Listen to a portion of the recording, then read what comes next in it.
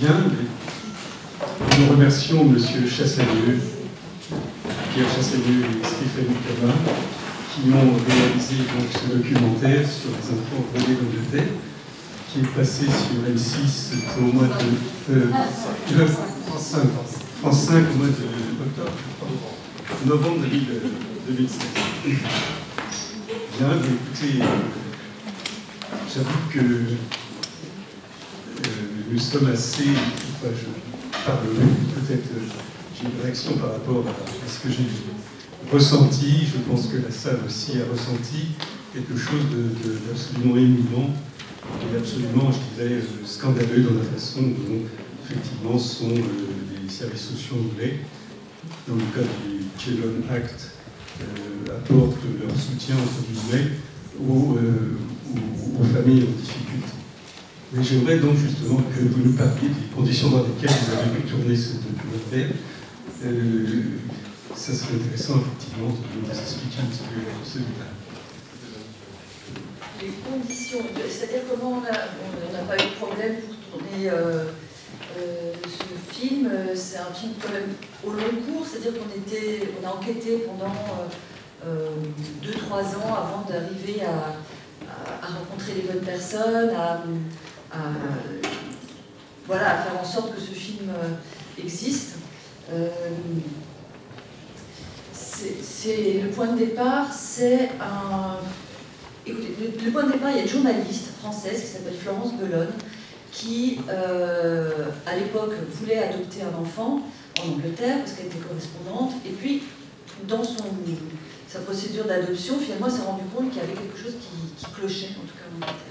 Donc elle a abandonné l'idée d'adopter un enfant, et en revanche, elle a commencé à enquêter. Et elle a fait 4 documentaires sonores pour la RTBF, et qui ont été primés en 2010. Et voilà, quelques reporters, dont moi, à l'époque, j'avais fait un reportage là-dessus.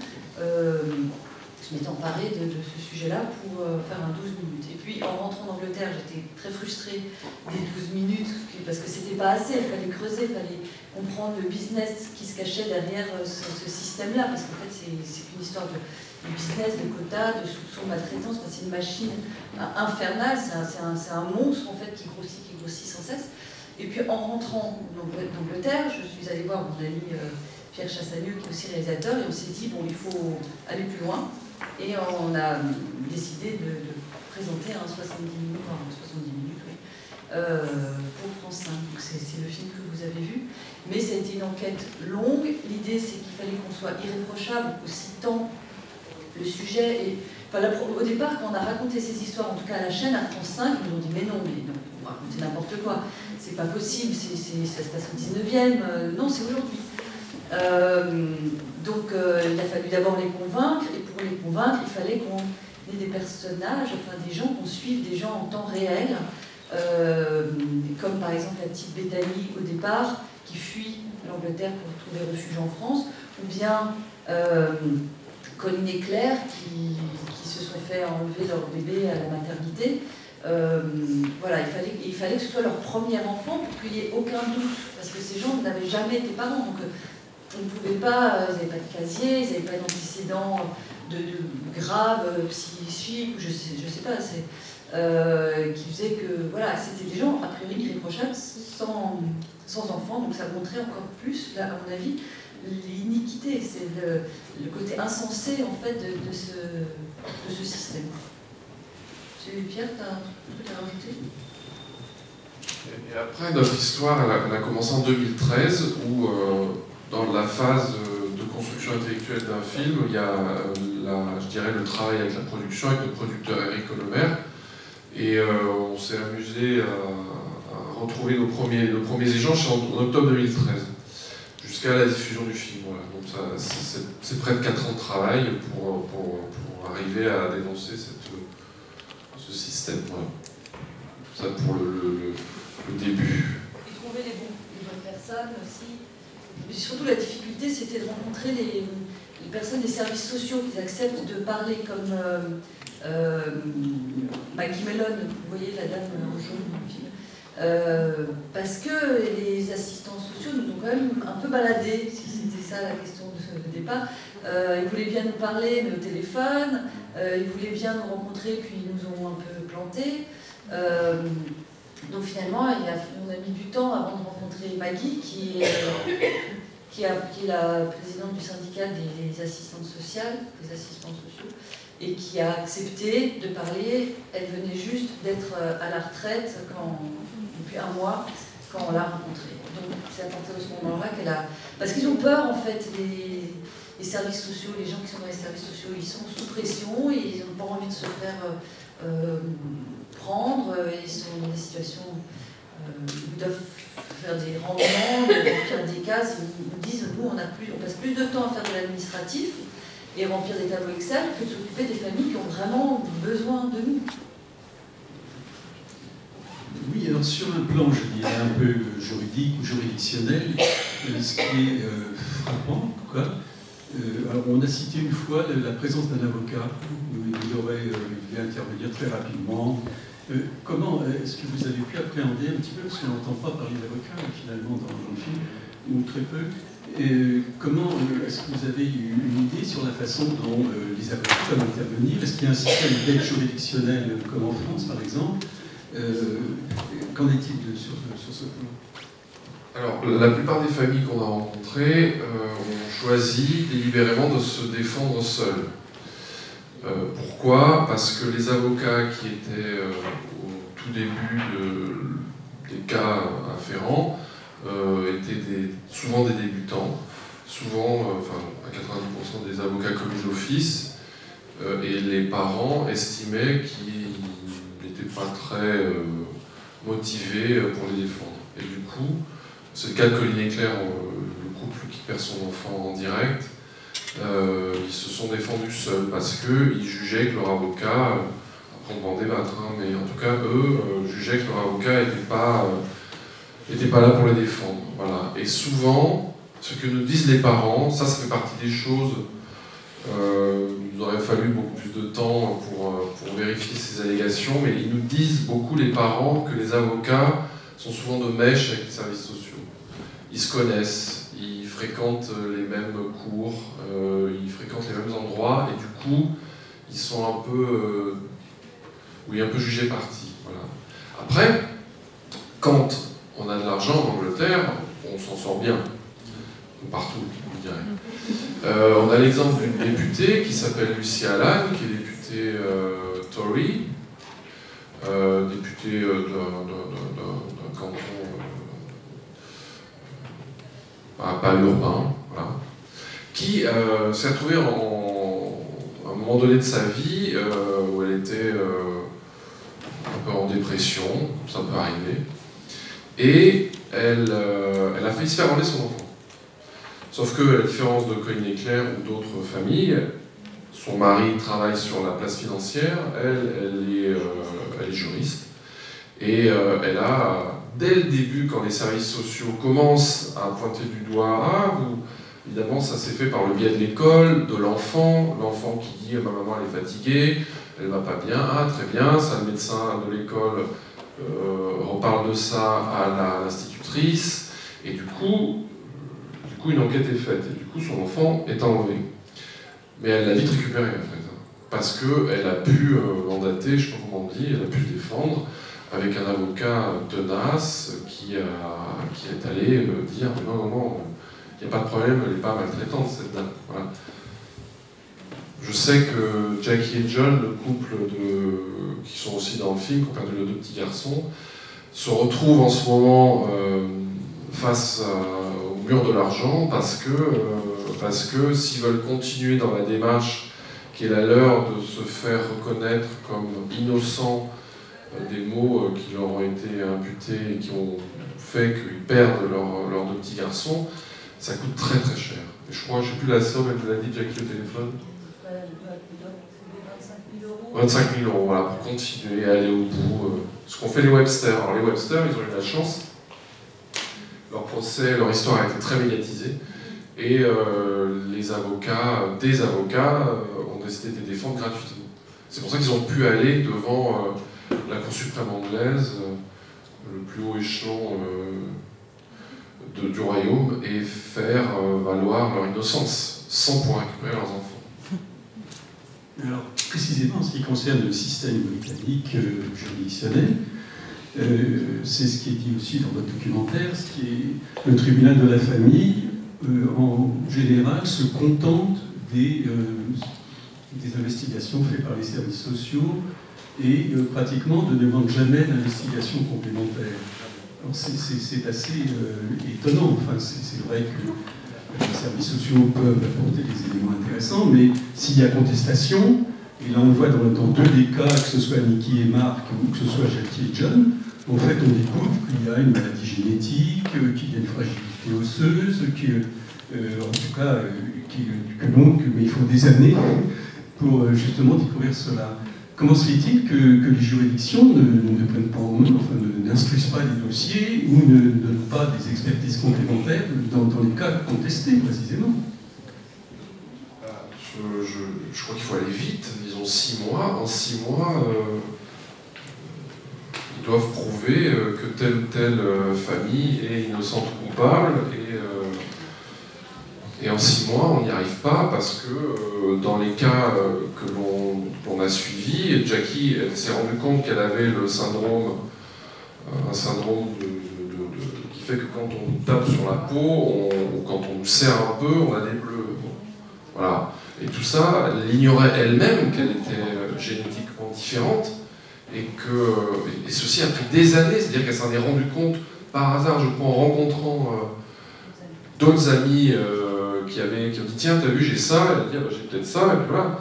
C'est le temps qui manque. Le temps et la méconnaissance des gens face à leurs droits.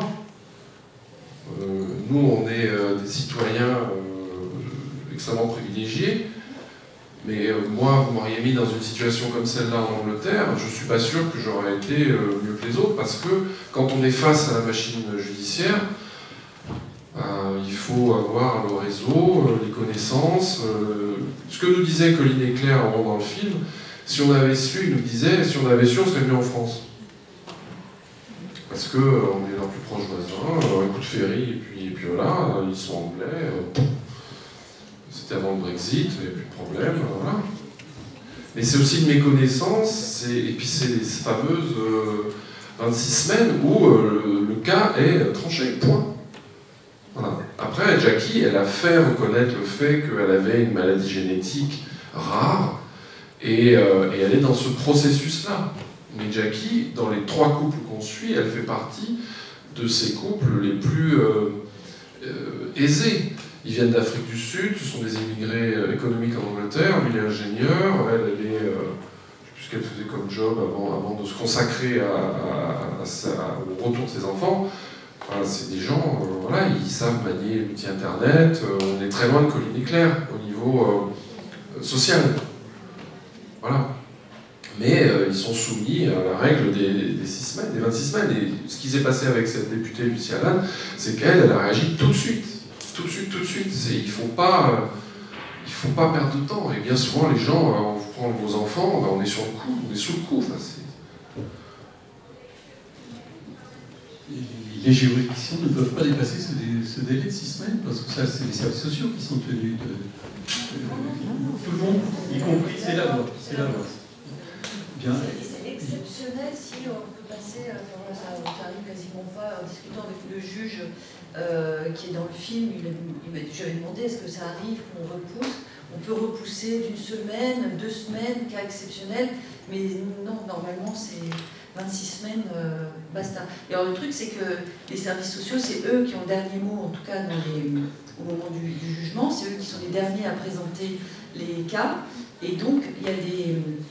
Enfin, au moment où ils présentent leur affaire, par exemple, les conclusions de la police disparaissent. Enfin, ils décident de ne pas présenter des preuves qui pourraient aller dans le sens des parents, parce que ça ne va pas dans le sens des services sociaux. C'est surtout ça.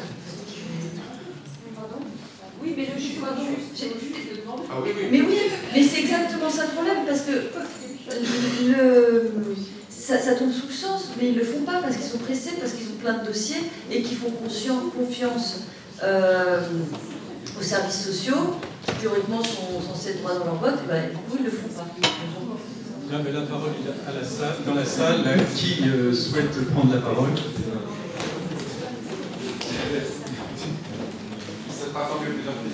Oui.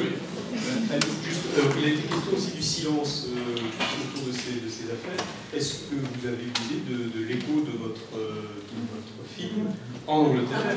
Je suppose qu'il va être diffusé, qu'il a été diffusé, il n'a pas été diffusé. Alors le film n'a pas été diffusé. France 5 a voulu approcher la BBC, qui leur a dit, en gros, oh, vous les Français, avec votre esprit Ken Loach, s'il vous plaît, j'ai le sujet. Donc le film n'a pas trouvé l'écho, il pas à la BBC. Ken Loach qui avait fait les leaders de Ken Loach qui connaît son sujet. Il y a, alors, on nous pose souvent cette question, les journalistes anglais peuvent travailler, il n'y a pas de problème, d'omerta, de choses cachées. Sauf que dans la loi de protection des mineurs, qui est la même en France, on n'a pas le droit de donner des noms, et heureusement. En Angleterre, c'est pareil. Sauf que ils poussent, ça s'appelle non, mais ça c'est le... Oui, mais il y a un nom pour la loi, j'ai oublié, excusez-moi. Bref. Ils poussent leurs investigations pour éviter que telle histoire puisse susciter un souvenir auprès de quelqu'un qui a connu telle ou telle histoire. C'est-à-dire que les ramifications du silence sont telles que les parents et les journalistes s'entourent de précautions très fortes avant d'aborder dans les médias tel ou tel sujet. Alors il y en a qui sont en roue libre, comme les Webster ou les Courtenay, qui ne risquent plus grand chose parce que leurs cas ont déjà été beaucoup médiatisés et puis parce qu'ils ont déjà tout perdu et que voilà. Mais ils font attention. Alors quand la BBC, ITV ou Channel 4 s'emparent de ce type de sujet, c'est pas du tout le même genre de film que nous. C'est des gens qui sont tous floutés numériquement, les voix sont transformées et toute allusion à l'histoire, à comment c'est arrivé, où c'est arrivé, pourquoi c'est arrivé, et entouré de précautions qui font que on raconte rien. Ce qui fait que ça n'a pas beaucoup d'intérêt. Et le film n'a pas été diffusé encore en Angleterre. Les seuls retours qu'on a eus, c'est une avocate, justement, qui, parce que le film a circulé quelque temps sur YouTube après la diffusion en France, qui disait, bon, regardez le travail de ces salauds français, ils n'ont rien compris. Dès le début du film, ils disent que Thatcher est libéral. Voilà. Évidemment, libéral en anglais, ça veut dire plutôt à gauche, alors qu'en français, ça veut dire la même chose. Et elle a fait tout un laïus, tout son article était sur le côté liberal, ils ont rien compris, comment est-ce qu'on peut leur faire confiance. Bon, après, ça en est suivi une volée de bois vert de la part de ceux qui parlaient français, en Angleterre, comme Maggie Mullen, qui disait « Commencez déjà par apprendre leur langue et vous comprendrez leur film ». Et vous parlez de floutage, mais alors ce qui est encore plus choquant, c'est cette foire aux enfants sur catalogue, où d'après ce que vous dites, c'est pas du tout flouté. Là, on montre alors les bébés, les petits-enfants, c'est sur Internet. C'est incroyable.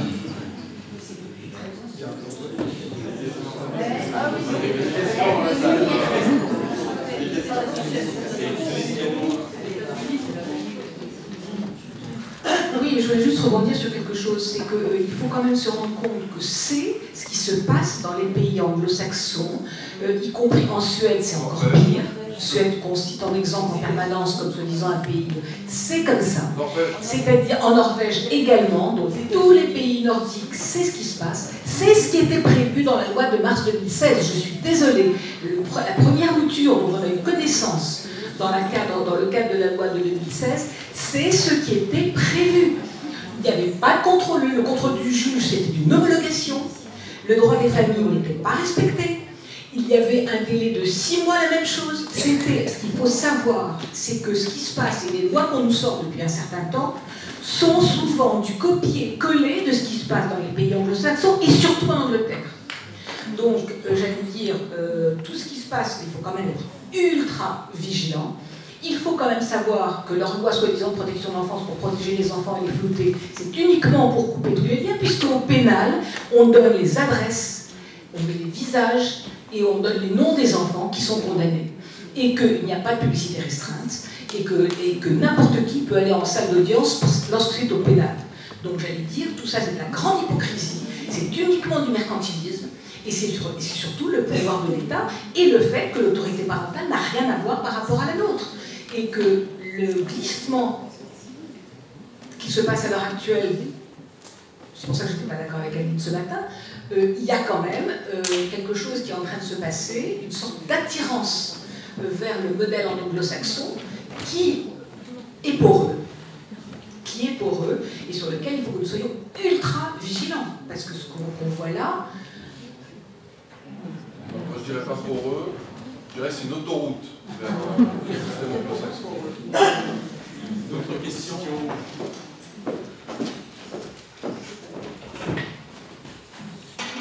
Tout d'abord, merci parce que je ne connaissais pas ce document commentaire et je trouve que vraiment il est très très bien fait, le montage est très clair et donc ça aide vraiment beaucoup à comprendre ce que je pense aux gens qui ne travaillent pas dans ce secteur. Mais la question c'est que moi je suis italien et donc je suis tout à fait d'accord avec Dominique Attias, il faut vraiment faire attention aux réformes qui touchent nos différents pays. Tout à l'heure je vais parler de la réforme italienne, aussi des problèmes importants.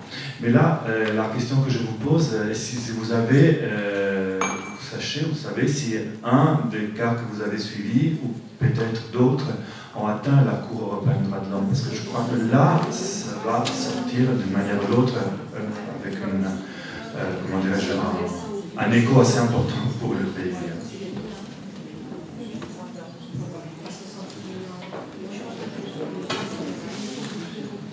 Merci. Bien sûr. Alors les cas de nos familles, je ne sais pas.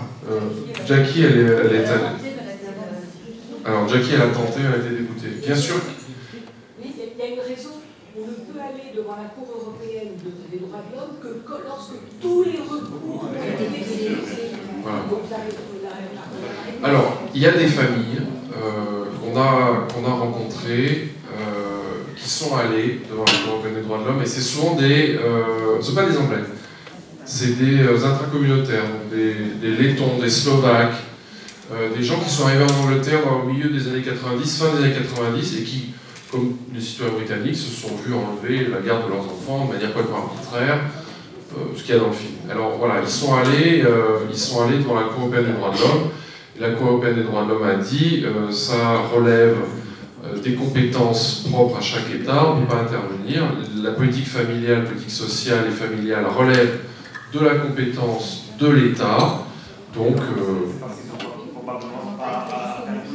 d'accord. Mais en tout cas, oui, il y a des familles qui sont allées devant la Cour européenne des droits de l'homme. D'autres questions? Et d'ailleurs, il y a juste au niveau des Nations Unies, les Nations Unies, dans leur rapport l'année dernière sur la protection de l'enfance, mettent en garde, je ne sais plus l'article, le Royaume-Uni, Pays de Galles, Irlande du Nord, pays à surveiller quant à ce qui se passe avec la politique d'adoption. Voilà. Et après la diffusion du documentaire, il y a le Parlement, la commission des pétitions du Parlement européen qui vous a contacté pour qu'on raconte ce qui se passe, qu'ils aient un avis différent. D'habitude, ils reçoivent des parents ou, voilà, qui viennent se plaindre. Mais là, tout d'un coup, on avait fait ce film sur les services sociaux, donc ils nous ont demandé de venir parler, raconter ce qui se passe face à des eurodéputés. Après, pareil, ils ont mis en garde sur ce qui se passait en Angleterre, mais je ne sais pas, ce sont des recommandations, je ne sais pas ce qui va se passer.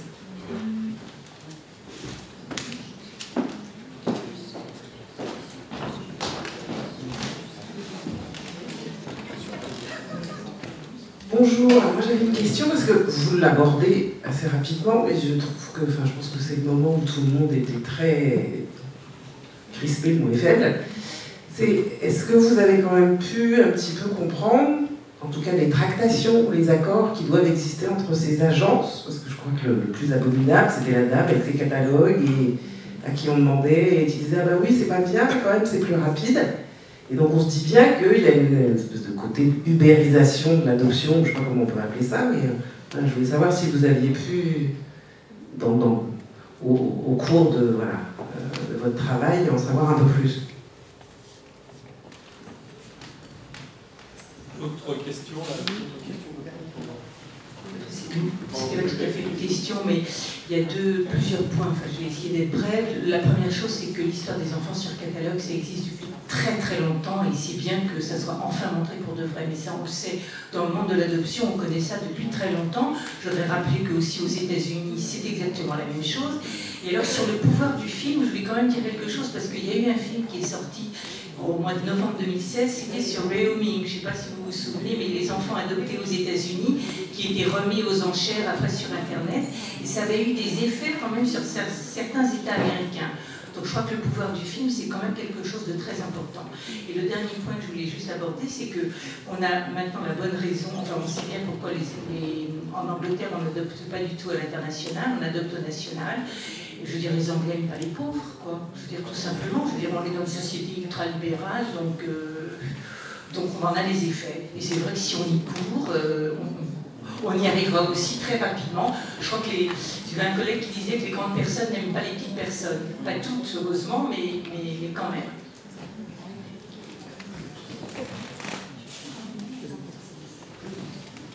Oui, moi, ce qui me frappe terriblement, moi qui suis des enfants depuis 27 ans, j'en avais jamais entendu parler. Pourtant, ce Children Act, il est de 89, merci.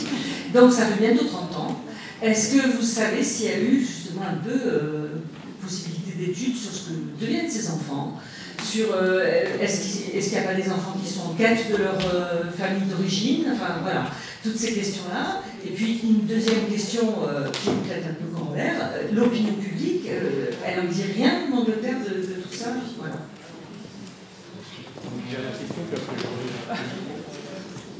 Bonjour, c'est pas une question. C'est, j'imagine que, moi j'ai pensé à vous, quand j'ai vu le film, vous deviez être, c'était peut-être vous qui étiez dans la voiture quand le père il est revenu en pleurant parce qu'il n'avait pas vu son bébé. Donc je pense que vous êtes toujours en lien avec eux et vous pourrez leur remercier peut-être de ma part, de notre part, d'avoir bien voulu dans votre film. Et je leur souhaite bon courage.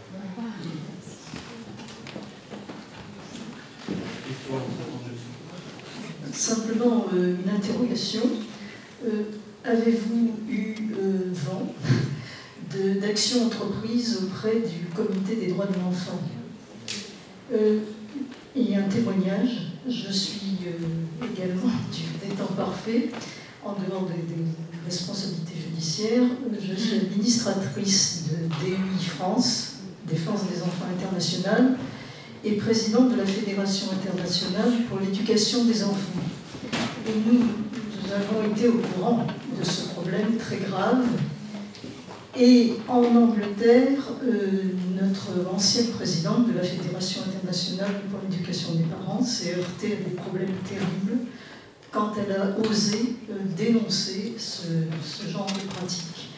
D'où la question est celle de savoir si nous n'avons pas intérêt à réfléchir ensemble à une stratégie à mettre en œuvre au niveau du Comité des droits de l'enfant. Une dernière question.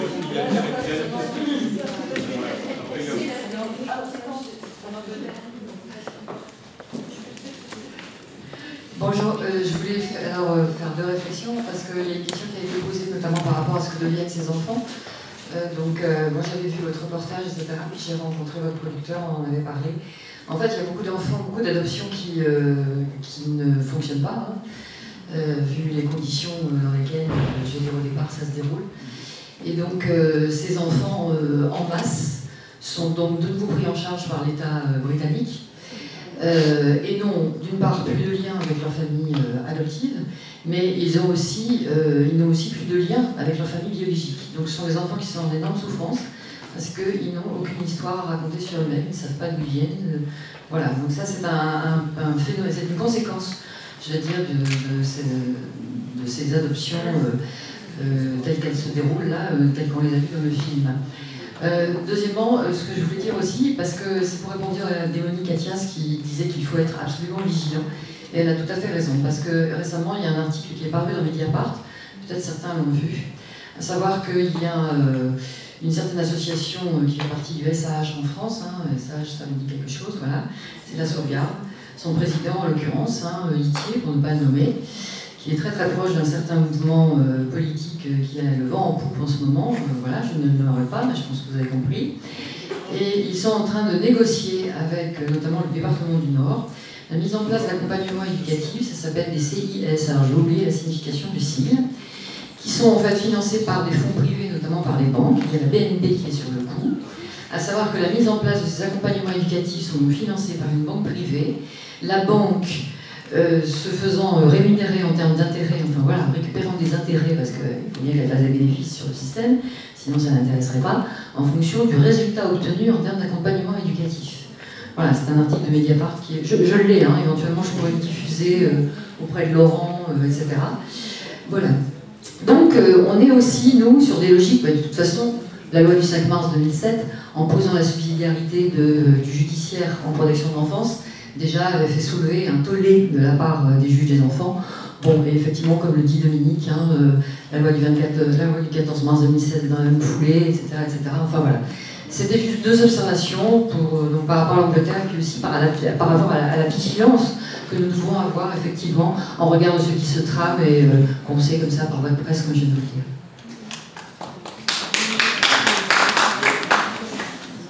Alors, oui, effectivement, on en a entendu parler récemment de ce qui se passe dans le nord de la France. Il faut absolument être vigilant par rapport à ça. C'est une assistante sociale démissionnaire qui m'a alerté, qui nous a alerté sur ce qui se passe. Donc je pense qu'il y a vraiment, faut creuser aussi de ce côté-là. Je réponds tout de suite à votre question et ça va regrouper pas mal d'autres questions. En fait, il y a un deuxième volet, un deuxième documentaire qui est prévu justement pour répondre aux questions, c'est-à-dire que deviennent ces enfants une fois qu'ils sont pris en charge par les services sociaux et les familles d'accueil et les agences d'adoption. Oui, on a très très envie d'aller découvrir ce qui se passe, vraiment comment sont distribués les budgets, combien gagnent les directeurs d'agences, quel argent, quels bénéfices ils se font sur le dos des gamins. Donc ça fera l'objet d'un deuxième documentaire qu'on doit commencer à tourner très prochainement, toujours pour France 5. Qu'est-ce qu'il y avait d'autre encore comme question? Vas-y. Que deviennent-ils après? Alors, alors vraiment, si on va jusque-là, oui, c'est-à-dire qu'ils rentrent dans les services sociaux. Si ils ont la chance, entre guillemets, d'avoir été retirés à leurs parents biologiques avant l'âge de 3 ans, donc ils se font adopter rapidement par les fameuses agences, là, enfin, des parents, mais désireux d'avoir des enfants. Je veux dire, c'est des gens plein de désirs de famille, voilà. Après, c'est comme aux États-Unis, on peut rendre les enfants si ça ne matche pas. Voilà. Et pour n'importe quel prétexte, c'est pas un problème. Souvent, ces enfants restent finalement. Oui. On peut les changer de famille, mais l'adoption. Ah bah non, ah oui, ils ne retourneront pas chez leurs parents biologiques. Ah non, non, non. Donc en fait, après, ces enfants se retrouvent, grandissent en foyer, s'ils ne sont pas adoptés. Ils vont souvent de famille d'accueil en famille d'accueil. D'ailleurs, c'est un très très bon business d'être famille d'accueil. Il y a des publicités partout dans les journaux, à l'arrière des bus, à la télé. Donc c'est vraiment un business, un métier très, très, très en vogue. On en recherche beaucoup parce qu'on retire de plus en plus d'enfants. Voilà. Et souvent, ce qui se passe, c'est que vers 15 ans, les enfants fuient. Donc il y a, selon certains chiffres, à peu près 10 000 gamins qui disparaissent des radars des services sociaux. Donc ce sont des enfants qui vont vers 15-16 ans être en mal de famille, vont désirer fonder eux-mêmes une famille, donc très jeunes vont se retrouver maman. Il y a beaucoup de très jeunes mamans en Angleterre. Et donc forcément, comme elles sont trop jeunes, comme elles ne sont pas aptes, comme elles n'ont pas eu les clés, soi-disant, pour aimer un enfant, parce qu'elles-mêmes n'ont pas été aimées, donc finalement, hop, on leur retire l'enfant. Donc c'est ce que je dis, c'est un monstre qui se nourrit indéfiniment, jusqu'à ce qu'un jour les Anglais décident de réaliser que ça tombe pas. Et l'opinion publique, justement. Ah, et l'opinion publique. Ah oui, alors c'est...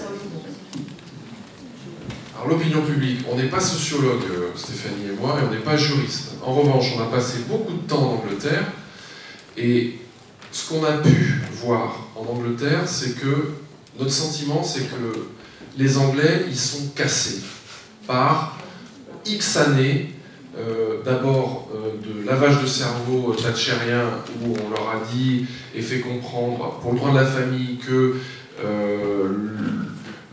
on allait protéger l'enfant, mais on allait protéger l'enfant, on a vu comment ce que ça a créé, on a protégé l'enfant de leur propre famille. Voilà, ça c'est les conséquences du Children Act. Et il y en avait eu un autre avant. Et les Anglais, ils ne sont pas du tout dans une logique, je dirais, de rébellion ou d'insoumission. Ils sont fatalistes.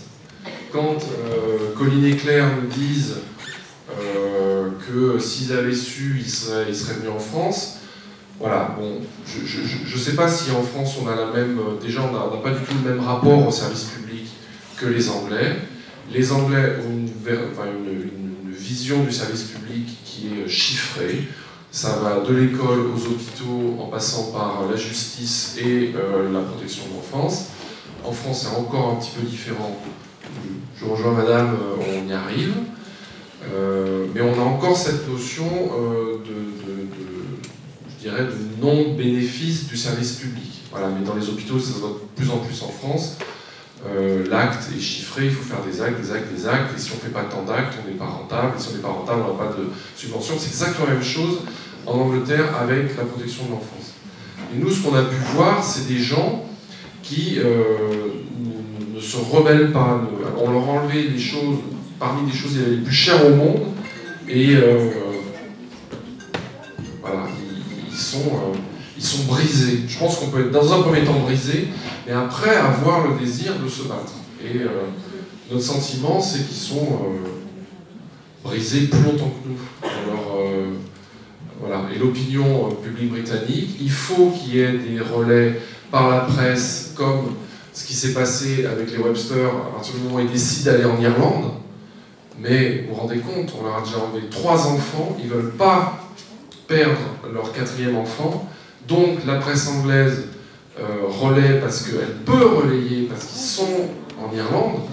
Donc là, oui, mais on est déjà, je ne sais pas combien de temps après qu'on leur a pris leur... Voilà l'état de l'opinion britannique. En fait, comme vous l'avez vu dans le film, à un moment, les services sociaux disent à Mark Webster, donc le monsieur avec son nickel sur le ventre, on leur a dit, vous ne parlez pas de ce qui se passe dans votre famille, vous ne parlez pas à vos parents, à vos frères et sœurs, vous inventez n'importe quoi, vos enfants sont partis en colonie de vacances, n'importe quoi, mais vous ne racontez pas ce qui se passe. Donc si même à la famille proche, on ne raconte pas ce qui se passe, comment est-ce qu'on veut que ça se disperse à travers le pays? Donc au-delà de ça, la plupart des gens qu'on a rencontrés, quand on leur a dit mais vous n'avez pas eu vent, parce qu'en dehors on a rencontré 4 personnes qui sont là dans le film, mais on vous épargne des dizaines d'histoires qu'on a eues, enfin, de parents qu'on a rencontrés. Et à chaque fois c'est mais non, ça ne pouvait pas nous arriver, ça arrive aux voisins, ça arrive vaguement, on a entendu parler, mais on n'a pas conscience que ça s'abat comme ça aussi violemment et que ça pouvait nous arriver. On ne pensait pas que c'était comme ça, qu'on était tout d'un coup dans une machine à broyer. Donc voilà, l'opinion publique n'est pas au courant que ça ne leur arrivera pas, que ça arrivera aux autres, jusqu'à ce que ça t'arrive à toi, alors que tu as le sentiment d'être un parent. C'est pas toujours facile d'être parent. Moi, quand je suis rentrée d'Angleterre la première fois, quand j'ai fait des pâtes 3 fois de suite, pardon monsieur, j'adorais les pâtes, mais 3 fois de suite à ma fille, 3 jours d'affilée, je me disais, oula, si j'étais en Angleterre, ça c'est une bonne raison, il n'y a pas de parité alimentaire. Ou bien quand j'arrive en retard, on m'a cherché à l'école, je me suis dit, si j'étais en Angleterre, je me ferais taper sur les doigts. Donc du coup, on devient... Et voilà, et en Angleterre, tu te fais enlever ton enfant pour le soupçon de maltraitance future. Tu n'as même pas encore imaginé, pensé que tu allais... je ne vais pas crier sur ton enfant parce que voilà, que déjà on a... Bien, écoutez, merci pour cette intervention. Nous avons une autre intervention maintenant, donc il faut terminer. Donc merci de votre présentation.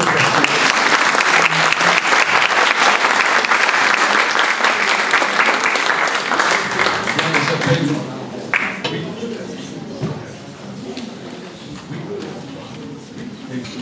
Oui.